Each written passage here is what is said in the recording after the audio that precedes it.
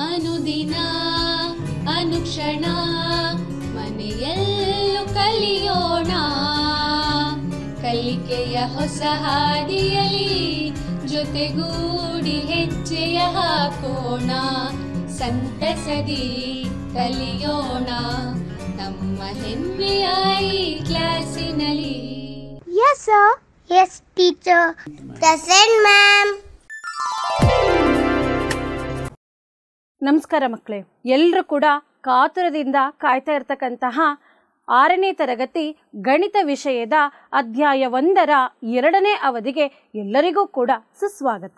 ಮಕ್ಕಳ, ಇದೇ ಅಧ್ಯಾಯದ ಮೊದಲನೇ ಅವಧಿನಲ್ಲಿ ನಾನು ನಿಮಗೆ ಕೊನೆಯಲ್ಲಿ ಏನೋ ಒಂದು ಕೊಟ್ಟಿದ್ದೆ, ಹೋಮ್ವರ್ಕ್. ನೆನಪಿಸ್ಕೊಳ್ತಾ ಇದ್ದೀರಾ ಮಿಸ್ ಏನು ಹೋಮ್ವರ್ಕ್ ಕೊಟ್ಟಿದ್ರು ಅಂತ? ನೋಡಿ ಏನು ಹೋಮ್ವರ್ಕ್ ಕೊಟ್ಟಿದ್ದೆ ಅಂತ ಹೇಳಿಬಿಟ್ಟು. ಯಾವುದಾದರೊಂದು ಅಂಕಿಯನ್ನು 2 ಬಾರಿ ಮಾತ್ರ ಬಳಸಿ 4 ಅಂಕಿಗಳ ಅತಿ ದೊಡ್ಡ ಸಂಖ್ಯೆ ಮತ್ತು ಚಿಕ್ಕ ಸಂಖ್ಯೆಯನ್ನು ಬರೆಯಿರಿ. ಎಲ್ಲರೂ ಕೂಡ ಮಾಡಿದ್ದೀರಾ ಅಂತ ನಾನು ಭಾವಿಸ್ತಾ ಇದ್ದೇನೆ. ಮಾಡಿದ್ದೀರಾ ಮಕ್ಕಳ? ಡೆಫಿನೆಟ್ ಆಗಿ. ಏನಿದೆ ಉತ್ತರ ಒಂದ್ಸಲ ಪರಿಶೀಲಿಸ್ಕೊಳ್ಳಿ ಮಕ್ಕಳ.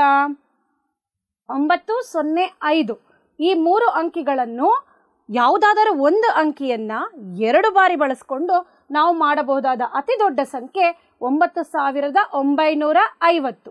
ಈ 3 ಅಂಕಿಗಳಲ್ಲಿ ಒಂದನ್ನು 2 ಬಾರಿ ಮಾತ್ರ ಬಳಸಿಕೊಂಡು ಮಾಡಬಹುದಾದಂತಹ ಅತಿ ಚಿಕ್ಕ ಸಂಖ್ಯೆ 5009. ಹಾಗೆ ಮೊದಲನೇ ಅವಧಿನಲ್ಲಿ ನಾವು ಏನೇನು ಅಂಶಗಳನ್ನ ಕಲ್ತ್ಕೊಂಡ್ವಿ ಅಂತ ಒಂದು ಸಲ ಪುನರ್ಮನನ ಮಾಡ್ಕೊಳ್ಳೋಣ, ಮೆಲುಕು ಹಾಕಿಕೊಳ್ಳೋಣ. ನೋಡಿ ಮಕ್ಕಳ, ಮೊದಲನೇ ಅವಧಿನಲ್ಲಿ ನಾವು ಸಂಖ್ಯೆಗಳನ್ನು ತಿಳಿಯೋದು ಅನ್ನೋಂಥ ಈ ಒಂದು ಅಧ್ಯಾಯದಲ್ಲಿ ಸಂಖ್ಯೆಗಳನ್ನು ರಚನೆ ಮಾಡಿದ್ವಿ. ಸಂಖ್ಯೆಗಳನ್ನು ರಚನೆ ಮಾಡಾದ್ಮೇಲೆ ನಾವು ದೊಡ್ಡ ಮತ್ತು ಚಿಕ್ಕ ಸಂಖ್ಯೆಗಳ ಪರಿಚಯವನ್ನು ಮಾಡಿಕೊಂಡ್ವಿ. ತದನಂತರ ನಾವು ಏರಿಕೆ ಕ್ರಮ ಮತ್ತು ಇಳಿಕೆ ಕ್ರಮಕ್ಕೆ ಸಂಬಂಧಿಸಿದಂತಹ ಲೆಕ್ಕಗಳನ್ನು ಬಿಡಿಸಿದ್ವಿ. ಎಲ್ಲರೂ ಕೂಡ ಈ ಒಂದು ಅಂಶಗಳನ್ನು ಮನೆಯಲ್ಲಿ ಅಭ್ಯಾಸ ಮಾಡಿದ್ದೀರಾ ಅಂತ ಭಾವಿಸ್ತಾ ಇದ್ದೀನಿ ಮಕ್ಕಳ. ಏನೇನು ಹೇಳ್ತಾ ಇದ್ದೀರಾ? ಖಂಡಿತ ಮಾಡಿದ್ದೀವಿ ಮಿಸ್ ಅಂತನಾ. Very good children.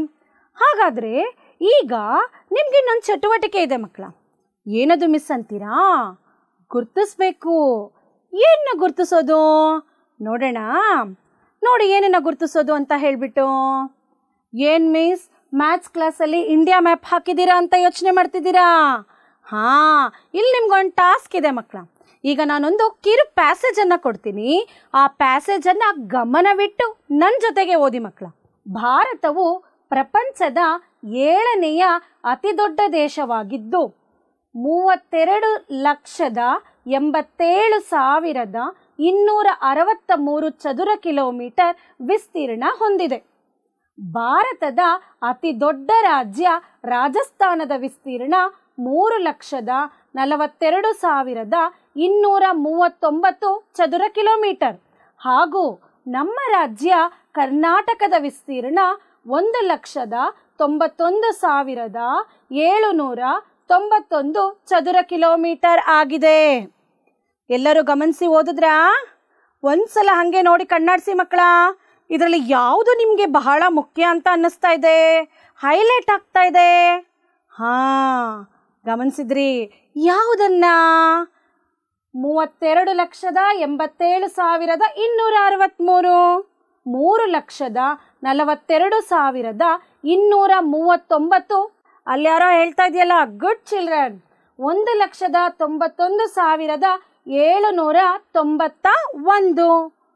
ಈ ಸಂಖ್ಯೆಗಳನ್ನು ಗಮನಿಸಿದಾಗ ನಮಗೆ ಏನಂತ ಅನ್ನಿಸ್ತಾ ಇದೆ?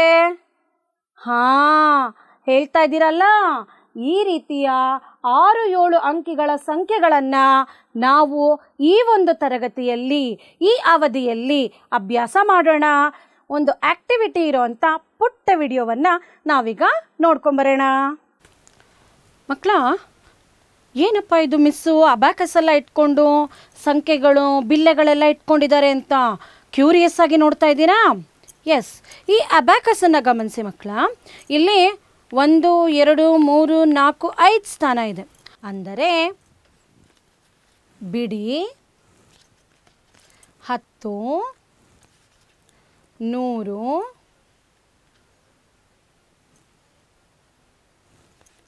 1000,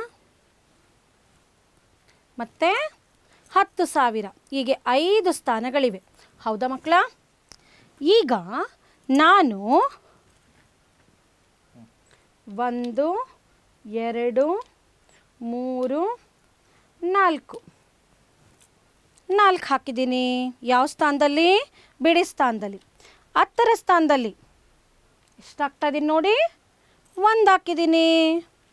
ತದನಂತರ 100ರ ಸ್ಥಾನಕ್ಕೆ ಎಷ್ಟಾಗ್ತಾ ಇದ್ದೀನಿ ನೋಡೋಣವಾ?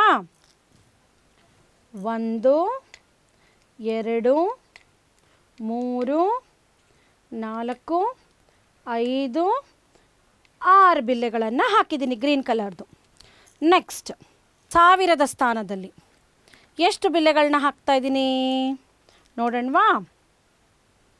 1 2 3 4 5 6 7 ಬಿಲ್ಲೆಗಳನ್ನ ಹಾಕಿದ್ದೀನಿ. ಇನ್ನು ಕೊನೆಯ ಸ್ಥಾನ ಈ ಅಬಾಕಸ್ನಲ್ಲಿ ಯಾವುದಿದೆ ಮಕ್ಕಳ? 10,000 ಸ್ಥಾನ. 1 2 3.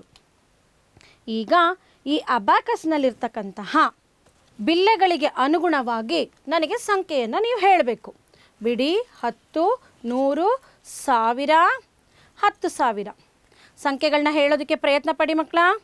ಬಿಡಿ, 10, 100, 1000, 10,000 ಟ್ರೈ ಮಾಡಿ. ಏನಂತೀರಾ? ಬಿಡಿ ಸ್ಥಾನದಲ್ಲಿ ಯಾವ ಸಂಖ್ಯೆ ಇಡಬೇಕು? ಎಸ್, 4. 10ರ ಸ್ಥಾನದಲ್ಲಿ ಎಷ್ಟು 10ಗಳಿವೆ ಗಮನಿಸಿ? 1. 100ರ ಸ್ಥಾನದಲ್ಲಿ ಎಷ್ಟಿದೆ? 1 2 3 4 5 6.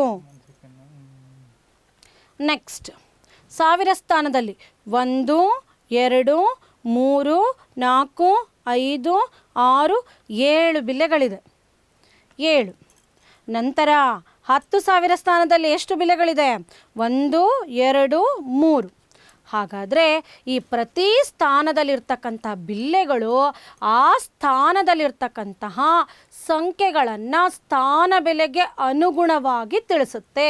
ಅಂದರೆ 4 ಬಿಡಿಗಳಿವೆ, 1 10 6 100ಗಳಿದೆ, 7 1000ಗಳಿವೆ, 3 10,000ಗಳಿವೆ.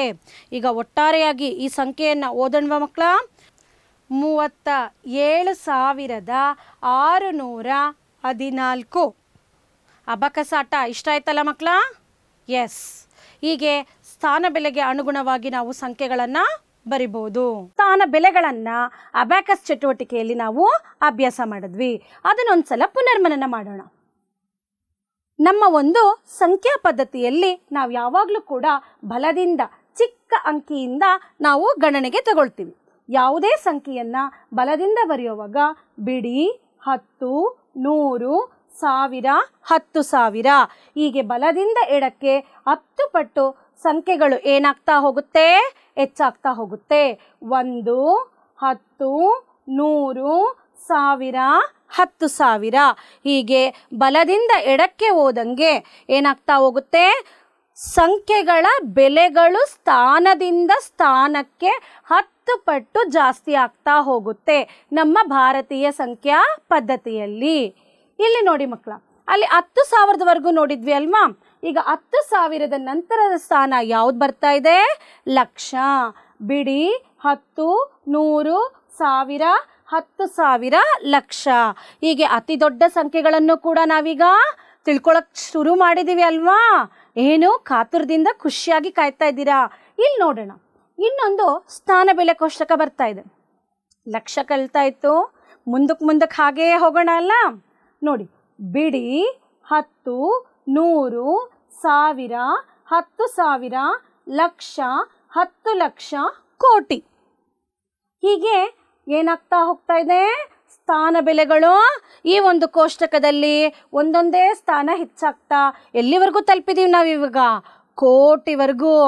ಇಲ್ಲಿ ಗಮನಿಸಿ ಮಕ್ಕಳ, 1 10 100 1000 10,000 ಲಕ್ಷ 10 ಲಕ್ಷ ಕೋಟಿ. ಈಗ ನೋಡಿ, ಈ ಕೆಲವೊಂದು ಅಂಶಗಳನ್ನು ನಾವು ನೆನಪಿಸ್ಕೋಬೇಕಾಗತ್ತೆ. ಏನು ಮಿಸ್ ಅಂತಂದರೆ ಚಿಕ್ಕ ಸಂಖ್ಯೆ ಮತ್ತು ದೊಡ್ಡ ಸಂಖ್ಯೆಗಳನ್ನು ನಾವು ಒಂದು ಸ್ವಲ್ಪ ಹೋಲಿಕೆ ಮಾಡ್ಕೊಳ್ಳೋಣ. ಯಾವುದು ಎಷ್ಟಕ್ಕೆ ಸಮ ಅಂತ ಹೇಳಿಬಿಟ್ಟು ನೋಡೋಣವಾ? ಯಾವುದು ಮಿಸ್ ಅಂತೀರಾ?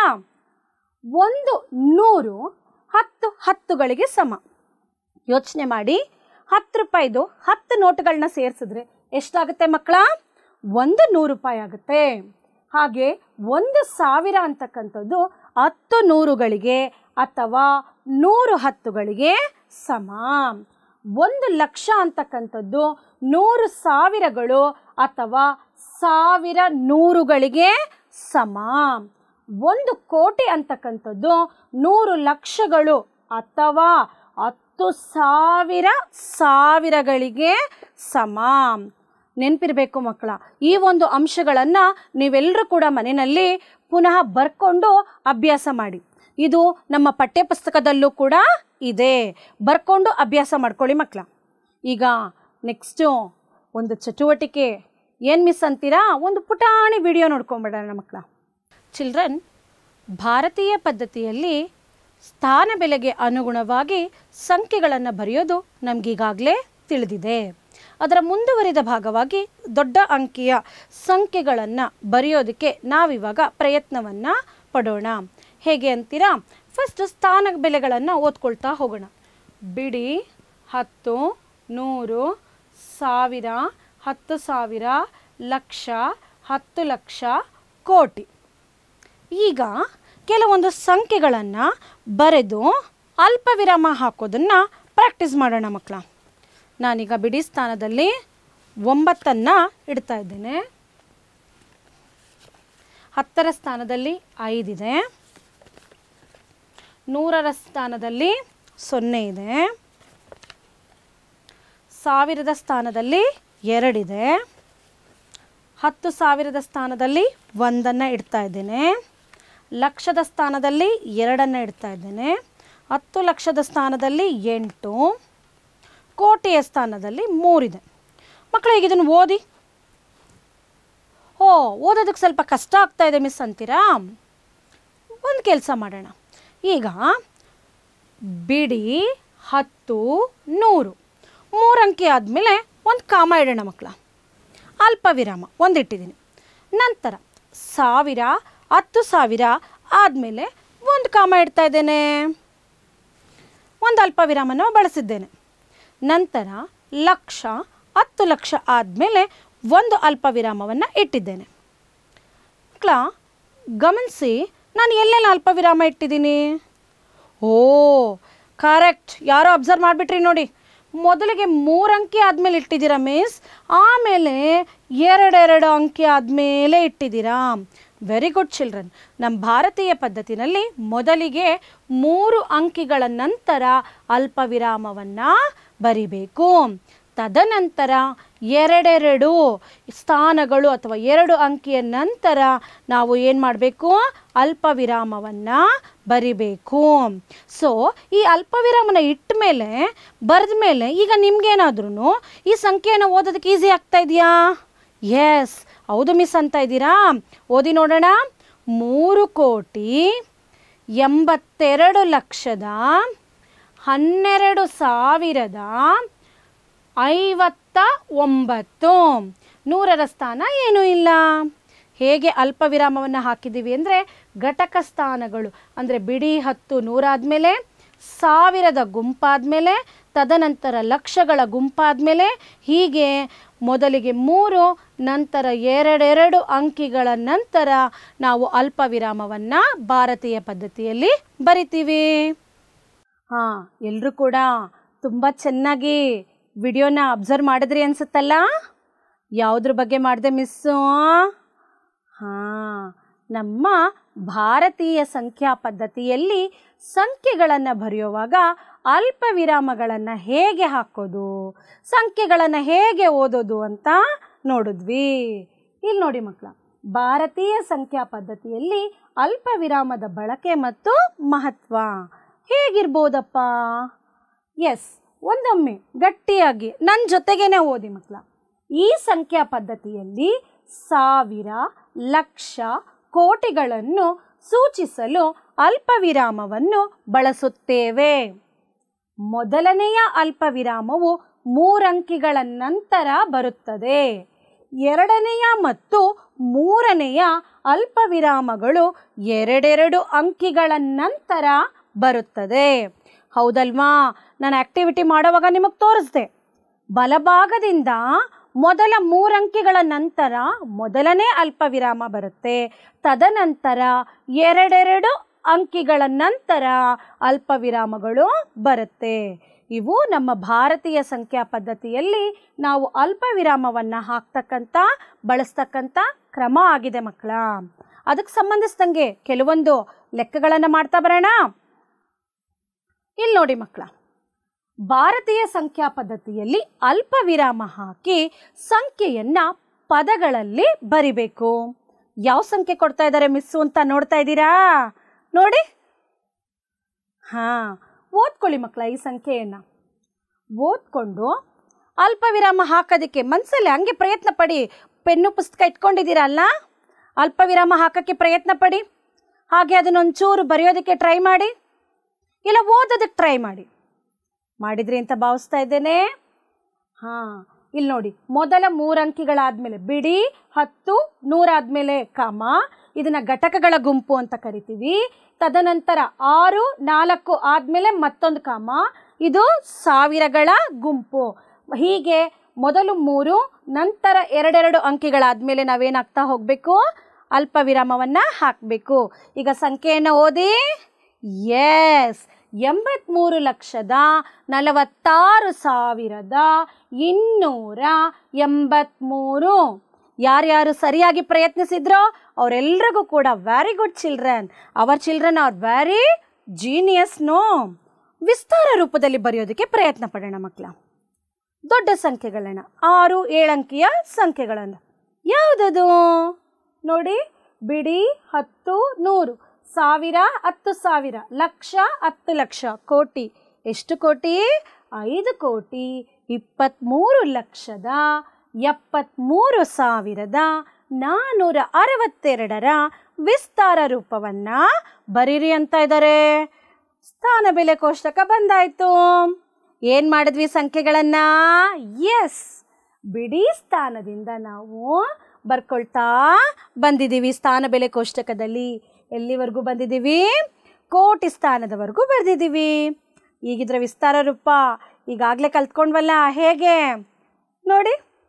5 × 1 ಕೋಟಿ plus 2 × 10 lakh plus 3 × lakh plus 7 × 10,000 plus 3 × 1000 plus 4 × 100 plus 6 × 10 plus 2 × 1. ಹೀಗೆ ನಾವು ಸ್ಥಾನ ಬೆಲೆ ಕೋಷ್ಟಕದ ಒಂದು ಸಹಾಯದಿಂದ ಸಂಖ್ಯೆಗಳನ್ನು ಸುಲಭವಾಗಿ ವಿಸ್ತಾರ ರೂಪದಲ್ಲಿ ಬರಿಬಹುದು. ಆದರೆ ಮೊದಲಿಗೆ ಈ ಕಾಮಗಳನ್ನು ಹಾಕ್ಕೊಳ್ಳೋದು ಬಹಳ ಮುಖ್ಯ. ಯಾಕೆ ಅಂತ ಹೇಳ್ತೀರಾ ಮಕ್ಕಳ? ಆಗ ಮಾತ್ರ ನಮಗೆ ಸ್ಥಾನ ಬೆಲೆಗೆ ಅನುಗುಣವಾಗಿ ಸಂಖ್ಯೆಗಳನ್ನು ಓದಲು ಬರೆಯಲು ಸುಲಭವಾಗಿ ಸಾಧ್ಯ ಆಗುತ್ತೆ. ಮಕ್ಕಳ, ಈಗ ಮತ್ತೊಂದು ಪುಟಾಣಿ ವಿಡಿಯೋ ನೋಡ್ಕೊಂಬರೋಣ. ಇದೇ ಆಕ್ಟಿವಿಟಿಗೆ ಸಂಬಂಧಪಟ್ಟಿದ್ದು ಮಕ್ಕಳ. ಅಂತಾರಾಷ್ಟ್ರೀಯ ಪದ್ಧತಿಯಲ್ಲಿ ಸ್ಥಾನ ಬೆಲೆಗಳನ್ನು ಹೇಗೆ ಓದೋದು ಮತ್ತು ಸ್ಥಾನ ಬೆಲೆಗೆ ಅನುಗುಣವಾಗಿ ಸಂಖ್ಯೆಗಳನ್ನು ಓದ್ತಕ್ಕಂಥ ಕ್ರಮವನ್ನು ನಾವೀಗ ತಿಳ್ಕೊಳ್ಳೋಣ. ಬಿಡಿ, 10, 100, 1000, 10,000, 100,000. ಗಮನಿಸಿ, ನಾವು ಭಾರತೀಯ ಪದ್ಧತಿನಲ್ಲಿ ಬರೆಯುವಾಗ 10,000 ಆದಮೇಲೆ ಲಕ್ಷ ಅಂತ ಬರಿತಾ ಇದ್ವಿ. ಇಲ್ಲಿ ನೋಡಿ 100,000. 100,000ದ ನಂತರದ ಸ್ಥಾನ ಮಿಲಿಯನ್. ಮಿಲಿಯನ್ ನಂತರದ ಸ್ಥಾನ 10 ಮಿಲಿಯನ್. ಇನ್ನೊಮ್ಮೆ ನೋಡೋಣ. ಬಿಡಿ, 10, 100, 1000, 10,000, 100,000, ಮಿಲಿಯನ್, 10 ಮಿಲಿಯನ್, 100 ಮಿಲಿಯನ್, ಹೀಗೆ ಮುಂದುವರಿಯುತ್ತಾ ಹೋಗುತ್ತೆ ಮಕ್ಕಳ. ಈಗ ನಾವು ಸಂಖ್ಯೆಯನ್ನು ಬರೆಯೋದಕ್ಕೆ ಪ್ರಯತ್ನ ಪಡೋಣ. ಬಿಡಿ ಸ್ಥಾನದಲ್ಲಿ 4 ಇಡ್ತಾ ಇದ್ದೀನಿ. 10ರ ಸ್ಥಾನದಲ್ಲಿ 1, ನಂತರ 5ರ ಸ್ಥಾನದಲ್ಲಿ 100, 1000ದ ಸ್ಥಾನದಲ್ಲಿ 9, 10,000ದ ಸ್ಥಾನದಲ್ಲಿ 7, 100,000 ಸ್ಥಾನದಲ್ಲಿ 4, ಮಿಲಿಯನ್ ಸ್ಥಾನದಲ್ಲಿ 6, 10 ಮಿಲಿಯನ್ ಸ್ಥಾನದಲ್ಲಿ 8 ಬಳಸ್ತಾ ಇದ್ದೀನಿ. ಮಕ್ಕಳ ಸಂಖ್ಯೆಯನ್ನು ಓದೋದಕ್ಕೆ ಪ್ರಯತ್ನ ಪಡಿ. ಓದೋದಕ್ಕೆ ಕಷ್ಟ ಆಗ್ತಾ ಇದೆ ಮಿಸ್ ಅಂತೀರಾ? ಸ್ವಲ್ಪ ಸುಲಭವಾಗಿ ಓದೋದಕ್ಕೆ ಪ್ರಯತ್ನ ಪಡೋಣವಾ? ನಾನೇನೋ ಒಂದು ಕೆಲಸ ಮಾಡ್ತೀನಿ ನೋಡಿ. ಓ, ನಮ್ಮ ಮಿಸ್ಸು ಅಲ್ಪ ವಿರಾಮ ಇಡ್ತಾ ಇದ್ದಾರೆ, ಗಮನಿಸ್ಕೊಂಡ್ರಿ ಅಲ್ವಾ? ನೋಡಿ ಎಲ್ಲಿಟ್ಟಿದ್ದೀನಿ ಅಲ್ಪ ವಿರಾಮ, 3 ಅಂಕಿ ಆದಮೇಲೆ ನಂತರ. ಓ ಮಿಸ್ ತಪ್ಪು ಅಂತೀರಾ? 3 ಅಂಕಿ ಆದಮೇಲೆ. ಹೌದು ಮಕ್ಕಳ, ಅಂತಾರಾಷ್ಟ್ರೀಯ ಪದ್ಧತಿನಲ್ಲಿ ನಾವು ಪ್ರತಿ ಬಾರಿ ಬಲದಿಂದ 3 ಅಂಕಿ ಆದಮೇಲೆ ನಾವು ಅಲ್ಪ ವಿರಾಮವನ್ನು ಹಾಕಬೇಕು. ನೆನಪಿಸ್ಕೊಳ್ಳಿ, ಭಾರತೀಯ ಪದ್ಧತಿನಲ್ಲಿ ಮೊದಲು 3 ಅಂಕಿ, ನಂತರ 2 ಅಂಕಿ ಆದಮೇಲೆ ಇಡ್ತಾ ಇದ್ವಿ. ಆದರೆ ಅಂತಾರಾಷ್ಟ್ರೀಯ ಪದ್ಧತಿನಲ್ಲಿ ಪ್ರತಿ ಬಾರಿಯೂ ಬಲದಿಂದ 3 ಅಂಕಿಗಳ ನಂತರ ನಾವು ಅಲ್ಪ ವಿರಾಮವನ್ನು ಹಾಕಬೇಕು. ಬಿಡಿ 10, 100 ಘಟಕಗಳ ಗುಂಪು, ತದನಂತರ ಸಾವಿರಗಳ ಗುಂಪು, 1000, 10,000, 100,000 ಸಾವಿರಗಳ ಗುಂಪು, ತದನಂತರ ಮಿಲಿಯನ್, 10 ಮಿಲಿಯನ್, 100 ಮಿಲಿಯನ್ ಮಿಲಿಯನ್ಗಳ ಗುಂಪು, ಆಮೇಲೆ ಬಿಲಿಯನ್. ಹೀಗೆ 3 ಅಂಕಿಗಳ ನಂತರ ನಾವು ಕಾಮವನ್ನು ಅಲ್ಪ ವಿರಾಮವನ್ನು ಹಾಕ್ತೇವೆ. ಈಗ ಸಂಖ್ಯೆಯನ್ನು ಓದೋದಕ್ಕೆ ಪ್ರಯತ್ನ ಪಡಿ ಮಕ್ಕಳ. Yes, 86 million 479,514. 86 ಮಿಲಿಯನ್ 479,514. ಗೊತ್ತಾಯ್ತಾ ಮಕ್ಕಳ? ಎಲ್ಲರೂ ಕೂಡ ಕಿರು ವಿಡಿಯೋ ನೋಡ್ಕೊಂಬಂದ್ರಿ ಅಲ್ಲ? ಏನಿತ್ತು ಆ ವಿಡಿಯೋದಲ್ಲಿ? ಅಂತಾರಾಷ್ಟ್ರೀಯ ಪದ್ಧತಿಯಲ್ಲಿ ಅಲ್ಪ ವಿರಾಮವನ್ನು ಹೇಗೆ ಬಳಸ್ಕೊಳ್ಳೋದು ಅನ್ನೋದ್ರ ಬಗ್ಗೆ ತಿಳ್ಕೊಂಬಂದ್ವಿ ಅಲ್ವಾ? ಹಾಗಾದರೆ ಅಂತಾರಾಷ್ಟ್ರೀಯ ಪದ್ಧತಿಯಲ್ಲಿ ಅಲ್ಪ ವಿರಾಮವನ್ನು ನಾವು ಹೇಗೆ ಬಳಸೋದನ್ನು ತಿಳ್ಕೊಂಡ್ವಿ. ಈ ಸಂಖ್ಯಾ ಪದ್ಧತಿಯಲ್ಲಿ ಬಲದಿಂದ ಪ್ರತಿ 3 ಅಂಕಿಗಳ ನಂತರ 1 ಅಲ್ಪ ವಿರಾಮ ಬರುತ್ತೆ. ಅಂದರೆ ಯಾವುದೇ ಸಂಖ್ಯೆಯನ್ನು ನಾವು ಬರ್ಕೊಂಡು ಬಲಭಾಗದಿಂದ ಪ್ರತಿ 3 ಅಂಕಿಗಳ ನಂತರ ಒಂದೊಂದು ಅಲ್ಪ ವಿರಾಮವನ್ನು ಕೊಟ್ಟು ಸ್ಥಾನ ಬೆಲೆಗೆ ಅನುಗುಣವಾಗಿ ಓದ್ತೀವಿ. ಹಾಗಂದರೆ ಅಂತಾರಾಷ್ಟ್ರೀಯ ಪದ್ಧತಿಯ ಸ್ಥಾನ ಬೆಲೆಯನ್ನು ತಿಳ್ಕೊಳ್ಳೋದು ಕೂಡ ಮುಖ್ಯ ಅಲ್ವ ಮಕ್ಕಳ? ಹೇಗೆ ನೋಡಿ, ಅದಕ್ಕಿಂತ ಮೊದಲಾಗಿ ಅಂತಾರಾಷ್ಟ್ರೀಯ ಪದ್ಧತಿಯಲ್ಲಿ ಈ ಸಂಖ್ಯೆಯನ್ನು ನಾವು ಅಲ್ಪ ವಿರಾಮ ಹಾಕಿ ಪದಗಳಲ್ಲಿ ಬರೆಯೋದಕ್ಕೆ ಪ್ರಯತ್ನ ಪಡೋಣ. ನೋಡಿ, ಬಿಡಿ 10, 100, 1000, 10,000. 10,000 ಆದಮೇಲೆ ನಾನಾಗಲೇ ಚಟುವಟಿಕೆ ಮಾಡೋವಾಗಲೇ ಹೇಳಿದೆ, ನಾವು 10,000 ಆದಮೇಲೆ ಏನಂತ ಓದ್ತೀವಿ? 100,000. 100,000ದ ನಂತರದ ಸ್ಥಾನ ಮಿಲಿಯನ್. ಮಿಲಿಯನ್ ನಂತರದ ಸ್ಥಾನ 10 ಮಿಲಿಯನ್. ಈಗ ಸ್ಥಾನ ಬೆಲೆಗೆ ಅನುಗುಣವಾಗಿ ಅಲ್ಪ ವಿರಾಮವನ್ನು ಎಷ್ಟು ಅಂಕಿಗಳ ನಂತರ ಹಾಕ್ತಾ ಹೋಗಬೇಕು ಅಂತ ಹೇಳಿದೆ? ಬಲದಿಂದ ಪ್ರತಿ 3 ಅಂಕಿಗಳ ನಂತರ. ಪ್ರಯತ್ನಿಸಿದ್ದೀರಾ? ನೋಡೋಣ. ನೋಡಿ, ಬಿಡಿ 10, 100 ಒಂದು ಕಾಮ ಬಂತು. ನಂತರ 1000, 10,000, 100,000 ಮತ್ತೆ 3 ಅಂಕಿಗಳ ನಂತರ ಕಾಮ ಬಂತು. ಅದೇ ನಮ್ಮ ಭಾರತೀಯ ಪದ್ಧತಿಯಲ್ಲಾಗಿದ್ದರೆ ನಾವು ಮೊದಲು 3 ಅಂಕಿ, ನಂತರ 2 ಅಂಕಿಗಳ ನಂತರ ನಾವು ಅಲ್ಪ ವಿರಾಮ ಕಾಮವನ್ನು ಹಾಕ್ತಾ ಇದ್ವಿ. ಇಲ್ಲಿ ಏನು ಮಾಡಿದ್ದೀವಿ? ಎಲ್ಲ ಸಂದರ್ಭದಲ್ಲೂ ಕೂಡ ಪ್ರತಿ 3 ಅಂಕಿಯ ನಂತರ ನಾವು ಅಲ್ಪ ವಿರಾಮವನ್ನು ಅಂತಾರಾಷ್ಟ್ರೀಯ ಪದ್ಧತಿನಲ್ಲಿ ಬಳಸ್ತೀವಿ. ಈ ಸಂಖ್ಯೆಯನ್ನು ಓದೋದಕ್ಕೆ ಪ್ರಯತ್ನ ಪಡೋಣ ಮಕ್ಕಳ. 78 ಮಿಲಿಯನ್ 921,092. 70 ಮಕ್ಕಳ. ಇಷ್ಟೆಲ್ಲ ಮಾಡಾದ್ಮೇಲೆ ಈ ಒಂದು ಅಂತಾರಾಷ್ಟ್ರೀಯ ಸಂಖ್ಯಾ ಪದ್ಧತಿಯಲ್ಲಿ ಕೆಲವೊಂದು ದೊಡ್ಡ ಮತ್ತು ಚಿಕ್ಕ ಸಂಖ್ಯೆಗಳ ಬಗ್ಗೆ, ಅವುಗಳ ನಡುವಿನ ಸಂಬಂಧದ ಬಗ್ಗೆ ತಿಳ್ಕೊಳ್ಳೋಣವಾ? ಓ, ಅಲ್ಲಿ ನೋಡಿ, ಏನದು ಅಂತ ಯೋಚನೆ ಮಾಡ್ತಾ ಇದ್ದೀರಾ? ಇಲ್ಲಿ ನಮ್ಮ ಪುಟ್ಟ ಕೂಡ ಯೋಚನೆ ಮಾಡೋಕ್ಕೆ ಶುರು ಮಾಡಿದ್ದಾನೆ. ಏನಂತ ಅಂತೀರಾ? ನೋಡಿ ಮಕ್ಕಳ, 1 ಮಿಲಿಯನ್ 10 ಲಕ್ಷಗಳಿಗೆ ಸಮ. 10 ಮಿಲಿಯನ್ 1 ಕೋಟಿಗೆ ಸಮ. 1 ಬಿಲಿಯನ್ 1000 ಮಿಲಿಯನ್ಗಳಿಗೆ ಸಮ. ಅಭ್ಯಾಸ ಮಾಡ್ಕೊಳ್ಳಿ ಮಕ್ಕಳ, ಮತ್ತೊಮ್ಮೆ ಗಮನಿಸ್ಕೊಳ್ಳಿ. ಬರ್ಕೊಂಡಿದ್ದೀರಾ? Very good children. ನಾವೀಗ ಒಂದು ರಸಪ್ರಶ್ನೆ ಕಾರ್ಯಕ್ರಮವನ್ನು ಮಾಡ್ಕೊಂಬರೋಣ. ಏನು ಬಂತು ಪ್ರಶ್ನೆ? 1 ಲಕ್ಷದಲ್ಲಿ ಎಷ್ಟು ಸಾವಿರಗಳಿವೆ? ಹೇಳಿ ಹೇಳಿ, ಯಾರೋ ಹೇಳ್ತಾ ಇದ್ದೀರಾ ಅಲ್ಲಿ? ಎಸ್, 1 ಲಕ್ಷದಲ್ಲಿ ಎಷ್ಟು ಸಾವಿರಗಳಿದೆ ಮಕ್ಕಳ?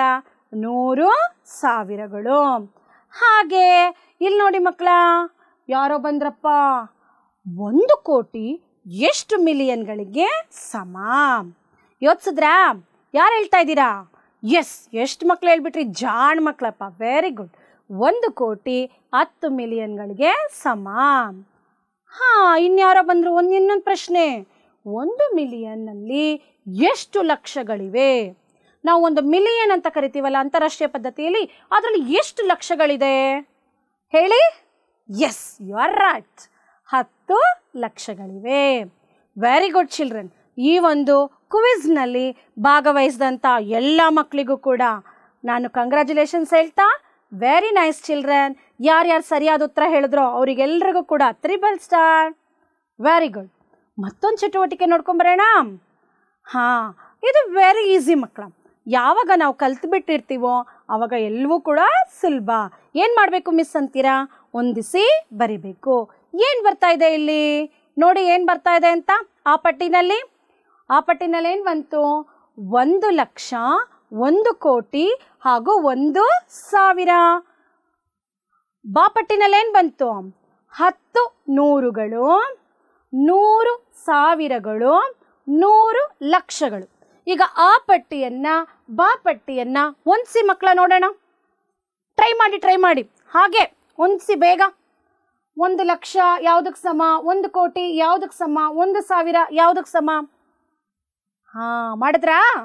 Very nice children. ನೋಡೋಣ ಯಾವ್ದು ಹೇಗೆ ಹೊಂದ್ಕೊಂಡಿದೆ ಅಂತ. ಆ ಪಟ್ಟಿಯಲ್ಲಿರೋದು ಬಾ ಪಟ್ಟಿಗೆ. ಈಗ ಮೊದಲನೇದು 1 ಲಕ್ಷ ಯಾವುದಕ್ಕೆ ಸಮ? ಎಸ್, 100 ಸಾವಿರಗಳಿಗೆ ಸಮ. ಹಾಗೆ 1 ಕೋಟಿ ಯಾವುದಕ್ಕೆ ಸಮ? ಯೋಚನೆ ಮಾಡಿದ್ರಾ? ನೋಡಿ ಯಾವುದಕ್ಕೆ ಸಮ? 1 ಕೋಟಿ 100 ಲಕ್ಷಗಳಿಗೆ ಸಮ. ಸರಿಯಾಗಿ ಹೊಂದಿಸಿದ್ರಿ ಅಂತ ಭಾವಿಸ್ತಾ ಇದ್ದೀನಿ. ಈಗ ಯಾರು ಬಂದರು? 1,000. 1,000ದಲ್ಲಿ ಎಷ್ಟು ನೂರುಗಳಿದೆ ಮಕ್ಕಳ ಹೇಳಿ? 10 ನೂರುಗಳು. ಎಲ್ಲರೂ ಸರಿಯಾಗಿ ಹೊಂದಿಸಿದ್ದೀರಾ ಅಂತ ಭಾವಿಸ್ತಾ ಇದ್ದೀನಿ. Very good children. ಈ ದಿನದ ಮನೆಗೆಲಸ ನಿಮಗೆ ಇಷ್ಟೆಲ್ಲ ಕಲ್ತಾದ್ಮೇಲೆ ಮನೆಯಲ್ಲಿ ನಿಮ್ಗೆ ಹೋಮ್ವರ್ಕ್ ಕೊಡಬೇಕಲ್ವಾ ಮಿಸ್ಸು? ಏನಂತ ಗಮನಿಸಿ, ಓದ್ಕೊಳ್ಳಿ ನೀವೇ. ಓದಿ. ಎಸ್, 7,03,442 ವಿಸ್ತಾರ ರೂಪದಲ್ಲಿ ಬರೆಯಿರಿ. ಈ ಸಂಖ್ಯೆಯನ್ನು ವಿಸ್ತಾರ ರೂಪದಲ್ಲಿ ಬರೆಯಿರಿ. ಹೆಚ್ಚಿನ ಅಭ್ಯಾಸವನ್ನು ಮಾಡಿ ಮಕ್ಕಳ. ಇಷ್ಟೆಲ್ಲ ಮಾಡಾದ್ಮೇಲೆ ಈ ದಿನದಲ್ಲಿ ನಾವು ಏನೇನನ್ನು ಕಲ್ತ್ಕೊಂಡ್ವಿ ಅಂತ ಒಂದೊಮ್ಮೆ ಪುನರಾವರ್ತನೆ ಪುನರ್ಮನನ ಮಾಡ್ಕೊಳ್ಳೋಣ. ಈ ಅವಧಿಯಲ್ಲಿ ನಾವು ಕಲಿತಂಥ ಅಂಶಗಳು: ಸ್ಥಾನ ಬೆಲೆ ಕೋಷ್ಟಕ, ಯಾವ ರೀತಿ ಸ್ಥಾನ ಬೆಲೆ ಕೋಷ್ಟಕವನ್ನು ಬರೀತಕ್ಕಂಥದ್ದು, ಅದು ದೊಡ್ಡ ಅಂಕಿಗಳಿಗೆ ಸಂಬಂಧಪಟ್ಟಂಗೆ. ಭಾರತೀಯ ಮತ್ತು ಅಂತಾರಾಷ್ಟ್ರೀಯ ಪದ್ಧತಿಯಲ್ಲಿ ಸಂಖ್ಯೆಗಳನ್ನು ಬರೆಯುವುದು ಹಾಗೂ ಓದುವುದನ್ನು ನಾವೆಲ್ಲರೂ ಕೂಡ ಅಭ್ಯಾಸ ಮಾಡಿಕೊಂಡು ಬಂದ್ವಿ. ಅದಾದಮೇಲೆ ಅಲ್ಪ ವಿರಾಮಗಳನ್ನು ಹೇಗೆ ಬಳಸೋದು, ಅದರ ಮಹತ್ವ ಏನು ಅನ್ನೋದನ್ನು ತಿಳ್ಕೊಂಡ್ವಿ. ಭಾರತೀಯ ಹಾಗೂ ಅಂತಾರಾಷ್ಟ್ರೀಯ ಪದ್ಧತಿ ಎರಡೂ ಪದ್ಧತಿಗಳಲ್ಲಿ ಅಲ್ಪ ವಿರಾಮವನ್ನು ಬಳಸುವ ಕ್ರಮವನ್ನು ಅಭ್ಯಾಸ ಮಾಡಿದ್ವಿ. Very good children. ಎಲ್ಲರೂ ಕೂಡ ತುಂಬ ಚೆನ್ನಾಗಿ ಪಾರ್ಟಿಸಿಪೇಟ್ ಮಾಡಿದ್ರಿ ಅಂತ ಹೇಳ್ತಾ ಮುಂದಿನ ಒಂದು ತರಗತಿಯಲ್ಲಿ ಮತ್ತೆ ಭೇಟಿಯಾಗೋಣ. ವಂದನೆಗಳು. ಮಂಜುಳಾ, ವಿಜ್ಞಾನ ಶಿಕ್ಷಕಿ, ಸರ್ಕಾರಿ ಹಿರಿಯ ಪ್ರಾಥಮಿಕ ಶಾಲೆ, ವಾಜರಹಳ್ಳಿ, ಬೆಂಗಳೂರು ದಕ್ಷಿಣ ವಲಯ 1, ಬೆಂಗಳೂರು ದಕ್ಷಿಣ ಜಿಲ್ಲೆ. ಧನ್ಯವಾದಗಳು ಮಕ್ಕಳ. ಅನುದಿನ ಅನುಕ್ಷಣ ಮನೆಯಲ್ಲೂ ಕಲಿಯೋಣ, ಕಲಿಕೆಯ ಹೊಸ ಹಾದಿಯಲ್ಲಿ ಜೊತೆಗೂಡಿ ಹೆಜ್ಜೆಯ ಹಾಕೋಣ.